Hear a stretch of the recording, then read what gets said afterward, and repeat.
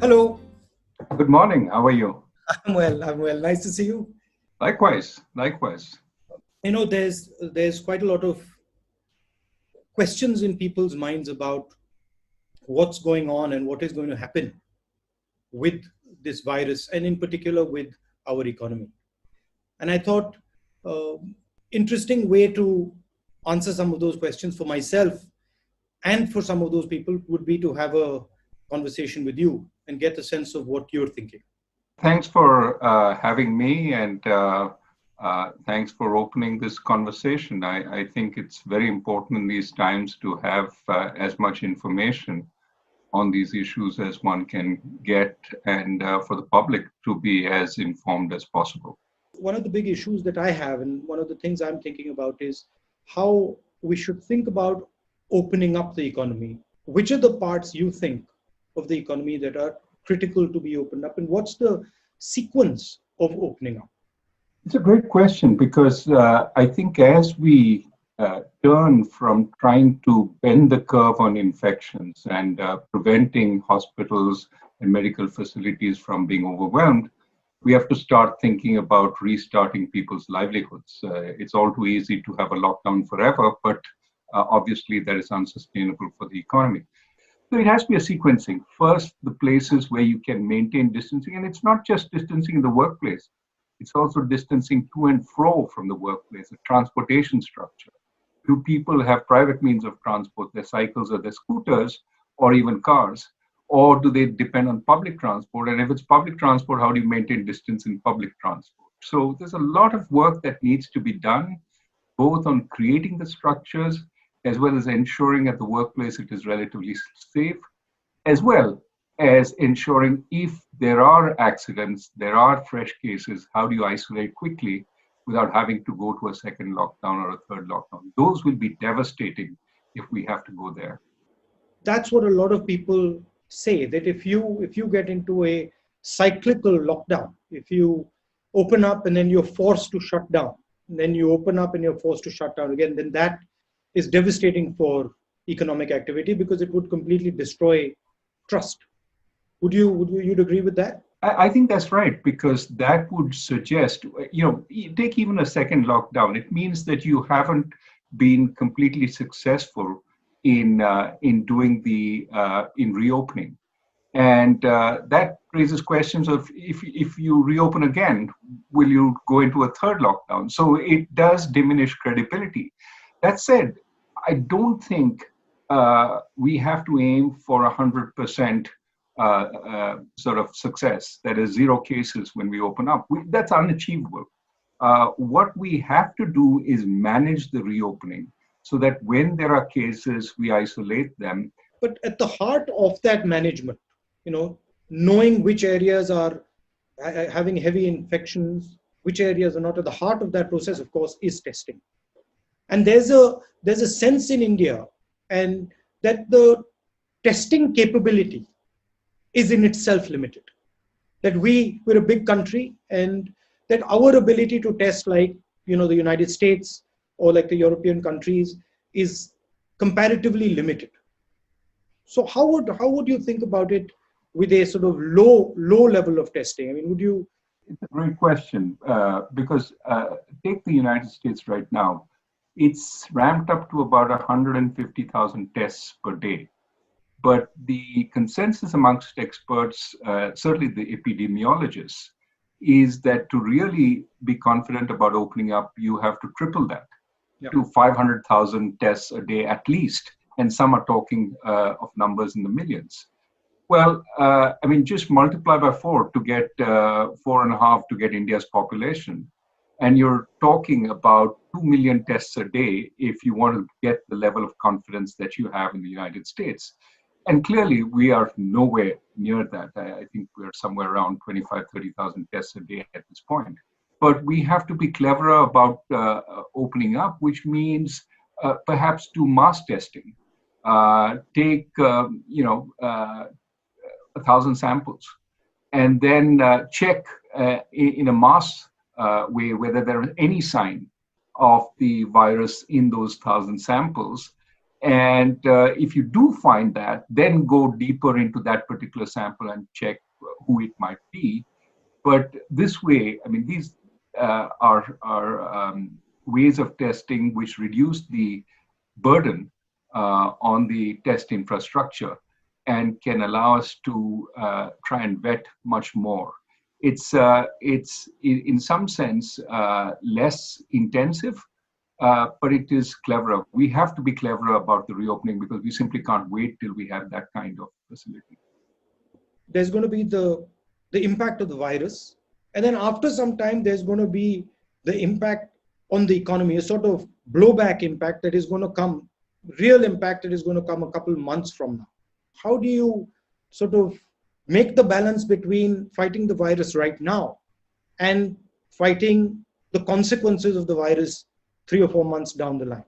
I think there has to be a prioritization because our capacities and our resources are limited. Certainly our fiscal resources are more limited than the West. So what we need to do is decide, how do we keep this economy together so that when we reopen up, it's sort of able to walk off the sick bed and not be impaired at that point. So most immediately, I think keep people well and alive. Food is extremely important. Reach it to every place. Places our public distribution system does not go. Amartya Sen and Abhijit Banerjee and I have talked about temporary ration cards, for example, for people who don't have access. But you have to treat this pandemic as a situation which is unprecedented. We have to break norms in order to tackle what is needed, while at the same time keeping in mind that there's an overall budgetary sort of limit. There are only so many resources we have. What do you think about the agricultural sector and the workers, migrant workers? How should we be thinking about their finances? Well, this is where I think the efforts we made on direct benefits transfers sort of needs to be realized at this point. All the ways we transfer to relatively poor people, we need to take a call on that. We have different ways of accessing through widows' pensions, through the Manrega rolls, and we need to say, look, these are people who don't have a job right now, who don't have a livelihood. And for the next 3 or 4 months, while this uncertainty is on, we're going to support them.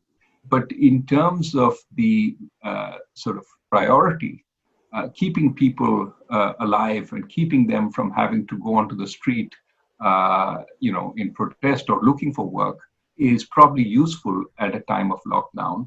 And so I think we need to find ways of getting both money as well as food through the public distribution system to as many of these people as we can. तो doctor राजन, कितना पैसा लगेगा गरीबों की मदद करने के लिए? तकरीबन 65,000 करोड़ 60,000 और 65,000 करोड़ इतना ज्यादा नहीं है. हमारा जीडीपी 200 लाख करोड़ है और उसमें 65,000 करोड़ इतना ज्यादा नहीं है, तो कर सकते हैं. और अगर ये गरीबों के लिए है और अगर उनका जिंदगी बचाने के लिए है तो करना चाहिए. अभी तो देश संकट में है, मगर कोविड के बाद हिंदुस्तान को इस घटना से कोई फायदा भी होगा, कोई स्ट्रेटेजिक फायदा होगा, दुनिया में कोई बदलाव होंगे जिससे हिंदुस्तान को फायदा होगा या जिनकी हिंदुस्तान एडवांटेज ले सके? किस प्रकार से दुनिया बदलेगी आपके मुताबिक? These kinds of incidents rarely have positive effects for any country, in general. But there are ways countries can take advantage of them. And what I think we can say is that there will have to be a rethinking of everything in the global economy once we are out of this. If there is opportunity for India, it is in shaping that dialogue, in being more of a leader in that dialogue, because it is not one of the two big warring parties, but it's a big enough country to hear its voice, to have its voice heard in the global economy. In this situation, India can find opportunities for its industry, for its supply chains, but most importantly, it can try and mold the dialogue towards one which has greater place for more countries in the global order, a multipolar global order rather than a single or a bipolar global order. Don't you think there's a crisis of centralization? That there is too much centralization of power taking place, and the conversations are stopping. I mean, I think conversations would help a lot of these problems that you're talking about, but it sort of breaks down for some reason. I do believe that decentralization is important both for bringing more local information to work, something we talked about earlier, but also about giving empowerment to the people. What you see across the world is a great sense of disempowerment. Decisions are being made elsewhere, not by me. Yeah. I have a vote, but that elects somebody in a far off place. My local sort of panchayat or state government has less power. They don't feel they can, alter anything, and so they become prey to a different set of force. I would ask you the same question. I mean, do you see this whole, Panchayati Raj, which Rajiv Gandhi, your father brought back? What effect has that had, and has that been beneficial? It's had a huge effect, but I'm sorry to say it's in retreat. So a lot of the forward movement on Panchayati Raj that had taken place, we are now moving back to a sort of bureaucratic, BM-based structure or a bureaucrat-based structure. And if you look at the southern states, they are doing a better job because they are actually more decentralized. And the northern states are centralizing power, and they're taking away power from the panchayats and the sort of grassroots organization. The closer decisions are taken to people, the more ability they have to keep a check on those decisions. So I think it's an experiment worth doing. But what do you think is causing this at a global level? Why do you think we are having this sort of massive centralization and stopping a conversation? What do you think there's a central cause, or do you think there are a number of? I do think there is a cause, and I think it is the global markets, right? There is a sense that if markets globalize, market participants, firms, for example, want to see the same rules everywhere. They want to see the same coordinating structure everywhere. They want to see the same government everywhere, because that then gives them confidence. That attempt at uniformity takes away power from the sort of local or national governments. Of course, in addition, there is the bureaucratic temptation to centralize. If I can grab the power, why not? And so that is a constant desire to, if you're providing funding to the states, here are the rules that you must obey in order to get this funding. Not, I will give you this funding, no questions asked, because I know you've also been elected, and you will have to have a sense of what is appropriate for you. There's a new model also out, which is the authoritarian model, which is questioning the sort of liberal model, and it's a different way of doing work, and it seems to be more and more rising in more and more places. Do you think it's going to get pushed back? I don't know, because the central authoritarian model, the strong figure, in a world where you're powerless, is sometimes appealing, especially if you can develop a personal rapport with that figure, and you feel they believe in me, they care for the people. The problem with that is the authoritarian figure can develop their own sort of sense of, yes, I am the power of the people, and therefore whatever I say goes.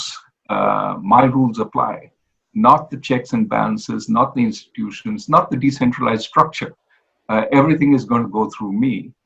The sort of historically, what has happened is that has put too much weight on that center. And eventually that collapses. But clearly something has gone wrong with the global economic system. I mean, that's pretty clear, right? Would that be a fair statement? I think that's a fair statement, that it's not working for a lot of people. The growing inequality of incomes and wealth in developed countries is certainly a source of the concern. The precariousness of jobs, the so-called precariat, is another source of concern. You have these gig jobs without any sense of whether you will have income tomorrow. And of course, we've seen during the pandemic, many of these people don't have any support. They have lost out on both incomes as well as their safety net. Therefore, what we have today is both a problem of slowing growth. So we cannot dispense with markets. We do need growth. But we also have a problem of stuck or inadequate distribution. People aren't getting the fruits of that growth in the same ways. Many people are being left out. And so we need to think about both sides. And that's why I think rather than focus on distributing output, distribute opportunity. You know, it's interesting that you said that infrastructure connects people and that gives opportunity. But if there is division and hatred, that disconnects people. That's also infrastructure. There's an infrastructure of division and infrastructure of hatred. And that causes as big a problem. Absolutely. I think social harmony is a public good. Having everybody believe that they're part of the system and equal part of the system is essential. We cannot afford to be a house divided, especially in these times when our challenges are so big. And so I would prefer to put, our founding fathers, people who wrote our constitution, and the early sort of administrations. That's something I've been spending some time sort of relearning. And those people realized that there were some issues which you wanted to put on a shelf and not touch. Because if we got into those issues, we would spend a long time fighting each other. Also, you tend to divide and look backwards into history when you're struggling with a forward vision. So I think I like what you said about India needs a new vision. What would be the elements of that in your view? Of course, you mentioned in infrastructure, education, healthcare, but how would it be different than the last 30 years or 20 years? What would be the pillars that would be different? Well, I think that on the one hand, you need to create capabilities. The elements of creating capabilities is, better education, better healthcare, better infrastructure. And then remember, when we talk about creating these capabilities, we have to walk the talk. But we also, make no mistake, need to rethink what our industrial and market system looks like. We still have the remnants of the old license permit Raj. And we need to figure out how we go to a place where the accent is on creating many, many more new jobs of a good quality. And there, more freedom, trust but verify is a good idea there. What's amazed me is how important Mahal is to economics. sentiment, how important sentiment and trust is to economics. And one of the things I'm finding during this COVID issue is that the real problem is the trust issue. People don't quite understand what is going to happen next, and so there is fear in the system. You talked about unemployment. We had a big high level of unemployment that's now going to be massive. How do we think about unemployment going forward 2-3 months from now, when the impact of this thing actually hits? Well, the numbers are really worrying, right? If you look at CMI and says that, virtually 100 million more people have been put out of work as a result of this COVID. 50 million through unemployment, 60 million through leaving the labor force. Now, you can dispute what the particular survey does or says, but this is the only data we have. And the numbers are just mind-boggling. I think, again, this says we need to open up in a measured way, but as fast as possible, so that people start having jobs, because we don't have the capacity to support people across the spectrum for too long. And being a poor country, a relatively poor country, people start out with significantly lower reserves. But let me throw the question back at you. We see a lot of measures in the United States as well as Europe based on the kind of realities on the ground. The government in India, of course, has a different kind of reality that they're facing. What are the big differences in your view between the governing in the West and dealing with the reality of life in India? I mean, the scale, first of all, the scale of the problem, and at its heart, the financial scale of the problem, the inequality, and the nature of the inequality. So things like caste, the way Indian society is structured is completely different than American society, as you know. And some of the ideas that hold India back are deeply embedded and often hidden. So I think there's a lot of sort of social change that is required in India. And a lot of these problems are different in different states. The politics of Tamil Nadu, the culture of Tamil Nadu, the language of Tamil Nadu, the way the Tamils think, completely different than the way UPites think. And so you have to model things around them. One blanket solution for the whole of India just will not work. It can't work. So there is, in our government, which I think is completely different than the United States, there is an element in our governance system, in our administration system of control, as opposed to, we have a district collector as opposed to a producer, right? So our idea is always one of control. And I don't think people say, oh, this is since the British. I don't think so. I think this is historic before the British. The idea, governance in India is always about trying to control. And I think that's one of the challenges that we're facing now. The COVID disease cannot be controlled. One of the things that sort of annoys me is the level of inequality. And this has been the case, in India over the last few decades. The level of inequality that you see in India, you simply cannot see in the United States.